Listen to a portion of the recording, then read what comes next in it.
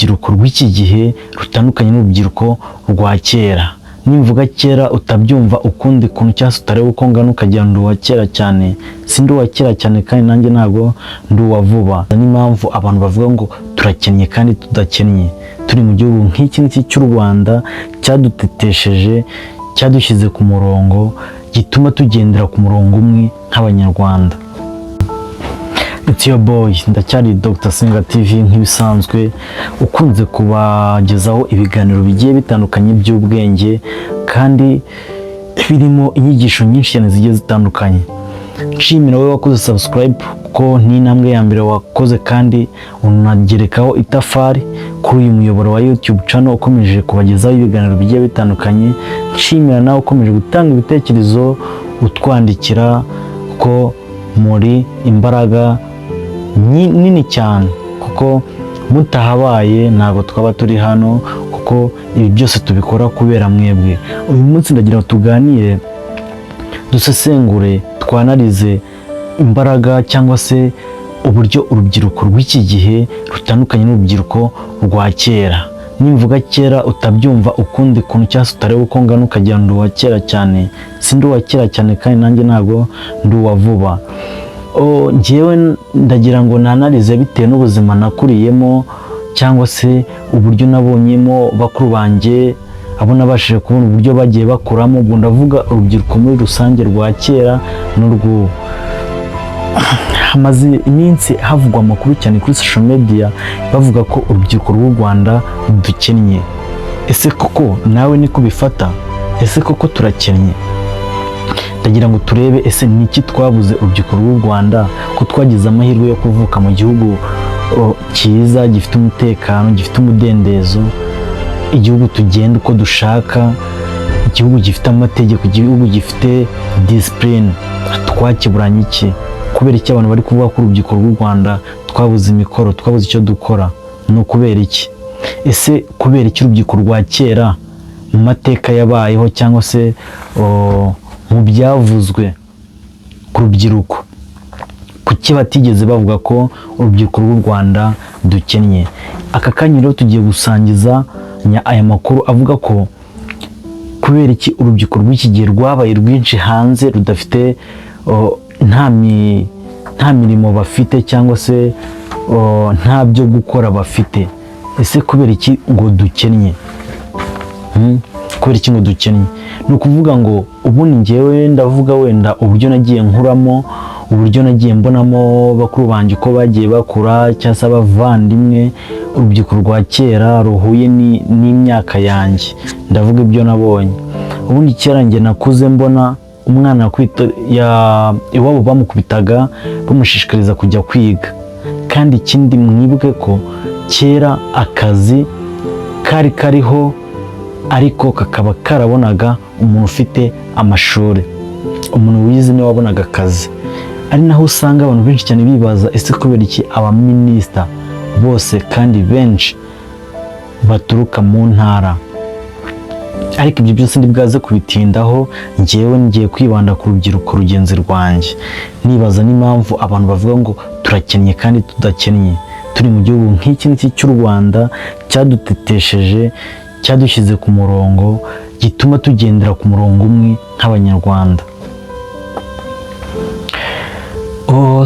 Ni ukuvuga ngo ubundi urubyiruko rw'u Rwanda ikintu kiri gutuma tuba abakene cyangwa se kiri gutuma tubura akazi ni ukubera discipline yacu ahanini. Hari abantu bamwe na bamwe usanga barangiza amashuri, si bose. Ubu usanga hari umuntu uba wifuza kurangiza amashuri yiwe, hari umuntu ushishikajwe no kurangiza amashuri uri prodi yo kwiga, ariko hari n'uwiga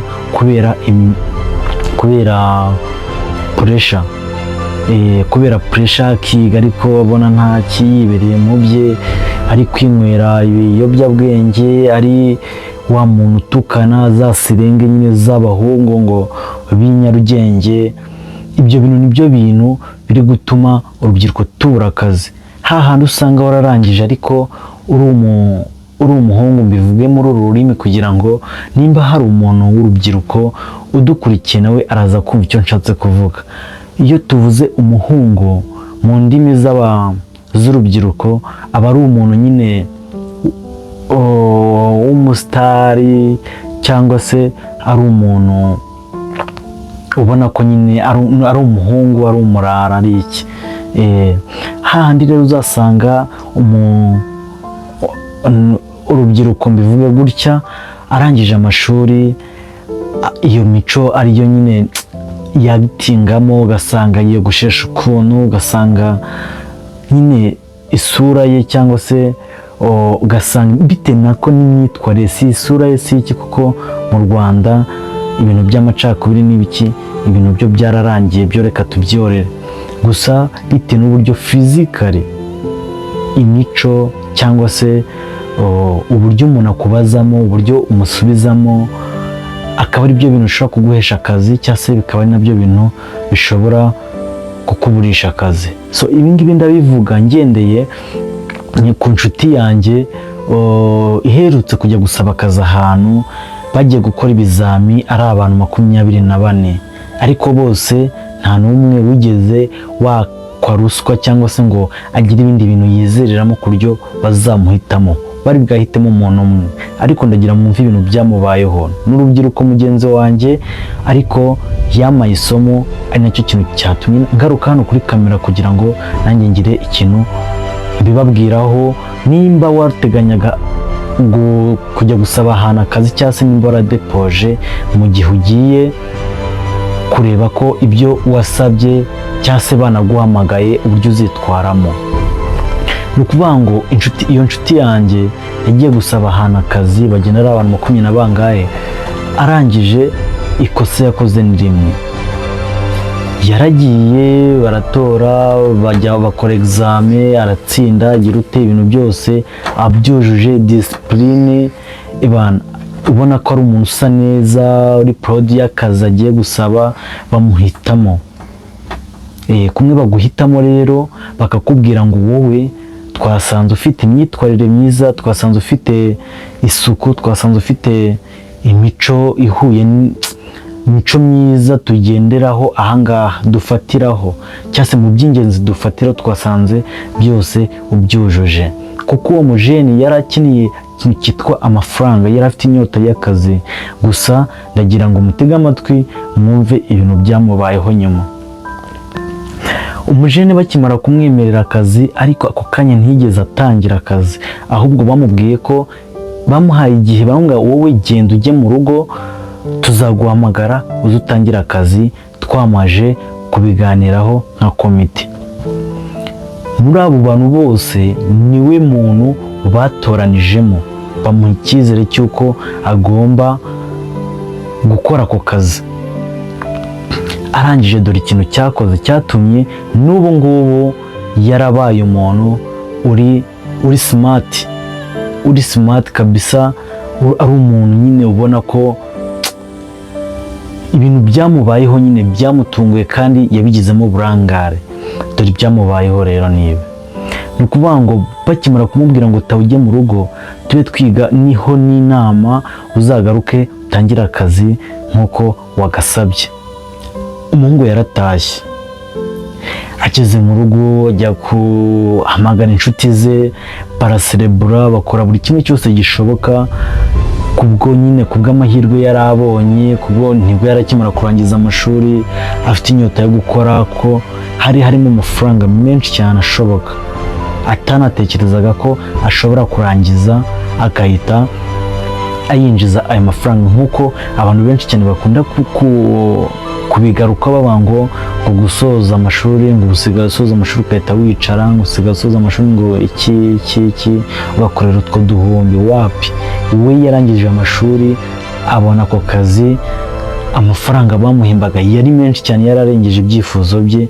Gusa nyine kubwo y'Imana iguha amahirwe rimwe ukayapfusha ubusa, biba ngome.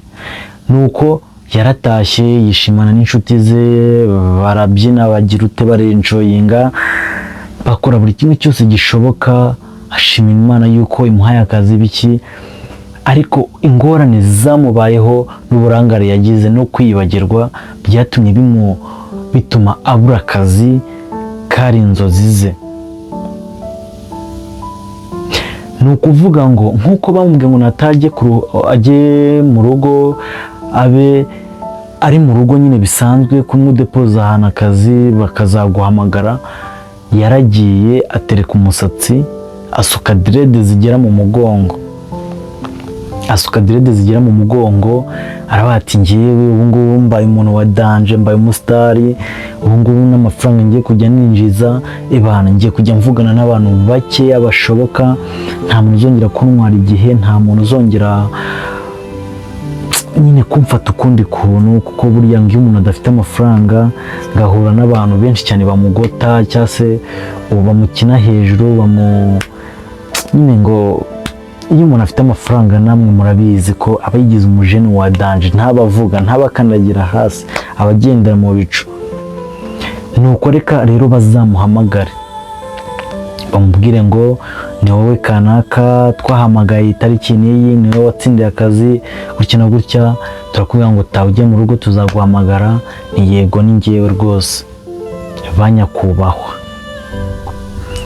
ikinyabupfura rwose, yari umuntu ucyujuje, ufite disipurine, umwana warezwe neza, umwana hahandi rwose mwari guhurira nko mu nzira, ufite wenda ari nk'umuntu akubwiye ngo nshakira umukozi wo gukora akazi kanaka gutya na gutya gutya na gutya, uri kwita wenda wamumurangira bitewe na disipurine yari afite. Gusa baramubwiye ngo wowe ngwino utangire akazi. Ibyo byumva neza rwose, yumva za nzozi ze zibaye impamo, yumva bya byifuzo bye byose bibaye cool, bibaye neza nk'uko yabyifuzaga. Ariko akimara kugera aho yagombaga gutangirira akazi, ibyamubayeho byamubereye nk'ihwa ryamujombye mu gihandure cyangwa se mu gisebe. Ni ukuvuga akimara kuhagera bahise bikangamo nyine uburyo bari bamuzi, uburyo bamubonye fizikali, umusatsi uburyo yaje yiyogoshesheje, yashokoje, nyine bamubonamo ukundi kuntu.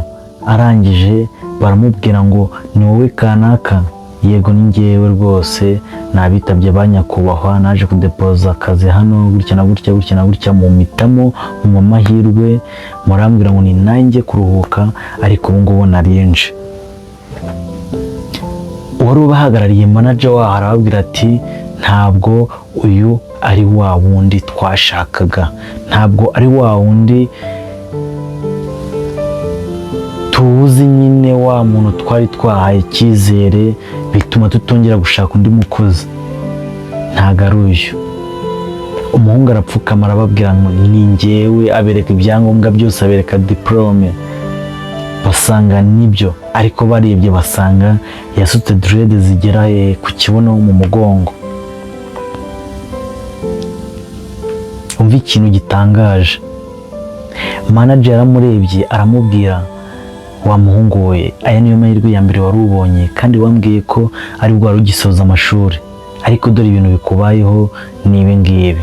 Wowe ikintu ugiye gukora, itahira ujye gushaka ahandi akazi, kuko ahangaha ntago bigikunze. Ababaza impamvu, abajije impamvu batinze kumusubiza, ahubwo baramuseka, baramubwira uti gute wowe wiyoberanyije, ntabwo ari gutya basaba akazi. Ni ukuvuga ngo iyo usabye akazi ahantu cyangwa se yari akazi baguhamagare runaka, ugomba kujyana disipurine wajyanyeho. Rero ako ka mwanya iyo ubonye akazi cyangwa se iyo bagusinyishije, cyangwa se wenda ufite nka kontara cyangwa iki, uko wabigeretse urinda ubikomeza paka urangije ako kazi, cyangwa se wenda kontara yawe irangiye. Kandi nubwo yanarangira uba ugomba gukomezanya disipurine, kuko niyo izatuma uhura n'abantu, niyo izatuma umenyana n'abantu bakomeye, cyangwa se niyo izaguhuza n'abantu bazaguha akazi kazagutunga, cyangwa se kazategura ejo hazaza hawe. None kubera iki urubyiruko rw'u Rwanda benshi cyane hano mu mihanda ya Kigali, ndavuga muri Kigali kuko niho mba, kuko niho nkunda kubona urubyiruko rugenzi rwanjye uburyo rwitwaramo, urusanga akenshi wenda reka mvuge abo duhura, abo tuhorana, kuvuga ngo urubyiruko rwinshi ntabwo bo nta by'iterambere baba bashaka. Ndavuga abo ngabo duhora ngiye mporana nabo, ndavuga abo mporana nabo. Uba usanga hahandi urubyiruko nimba yatigise ibiceri, wenda reka mbivuge mu rurimi rwabo, yashatse amafaranga abavuga ngo ngiye nshaka kwambara neza, nshaka telefone ihenze, ngiye nshaka kubaho mu buzima bworoshye, sinshobora kujya guhinga, sinshobora kujya kwikorera imizigo, sinshobora gukora iki ngiki gifite imbaraga bisaba kunkoresha amaboko. Wapi, baba bashaka ibintu byoroheje byatari, aricyo kintu nyine gishobora gutuma urubyiruko nta ejo hazaza habo bari kwitegurira. Aho uzajya usanga urubyiruko amafaranga rubonye iyo ataguze fone, iyo ataguze inkweto, imyenda cyangwa se n'ikindi, yigira kuyasindira, akigira mu biyoba, akingurira ibitabi cyangwa se ibindi biki, akavuga ati isi yanjye ni iyi ngiyi, n'ubundi ejo hazaza hanjye ni nyagasano hazi, nta bindi nashobora gukora atari ibintu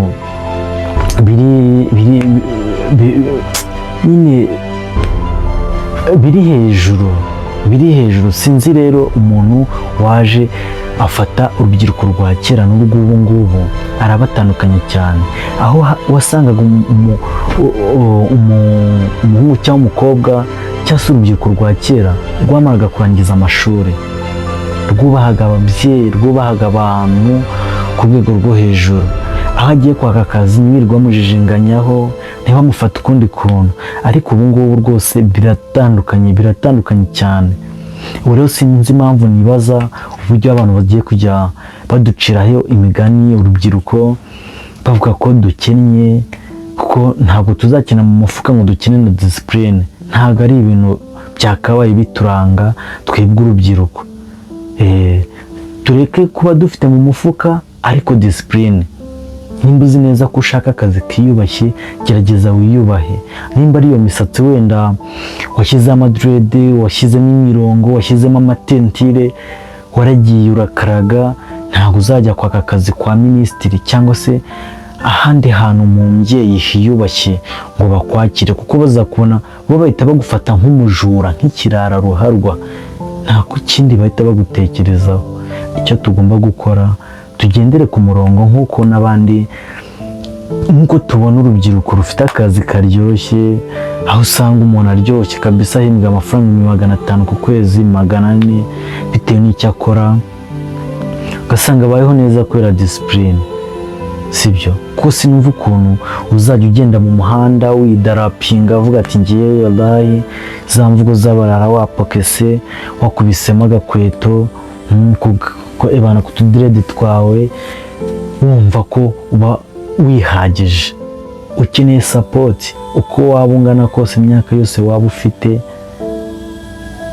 Ibyo bintu ugomba kubikurikiza kugira ngo n'abana uzabyara bazakureba babona nyine uburyo papa wabo cyangwa mama wabo ubuzima bayemo, cyangwa se nubwo waba waranapfuye bajye bumva amateka yawe, ntibazumva amateka yawe bumva ko wahoze uri ikirara, wahoze wiba. Wapi, ibyo si ibintu byiza byakabaye biranga kariyeri yawe. Twebwe nitwe twicimwe tubizi, ariko buriya umuntu ashaka ejo hazaza agomba gukora ibintu biciye ku murongo, bigiye ku murongo, ku buryo yahura n'umusaza yicaye muri bisi, ugomba guhaguruka ukamwubaka, bati muzehe yicara, ufite imyaka, urakuze, yicara.